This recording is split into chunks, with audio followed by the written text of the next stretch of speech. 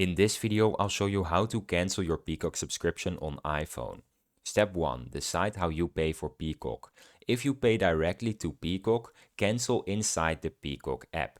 If you billed through Apple, cancel via Apple ID subscriptions. Step 2. Cancel via the Peacock app. Open the Peacock app on your iPhone, tap your profile icon, then go to Plans and Payments, then Change or Cancel Plan, and then Cancel Plan. Then follow the prompts to confirm cancellation. If you want to cancel via the Apple App Store, then open Settings on your iPhone, then tap your Apple ID name, and then Subscriptions. Find Peacock in the list, tap it, and then tap Cancel Subscription and confirm. Step 4. Confirm cancellation. You will retain access until the end of your billing cycle with no further charges after cancellation. Step 5, I have some additional notes for you. Deleting the Peacock app does not cancel your subscription.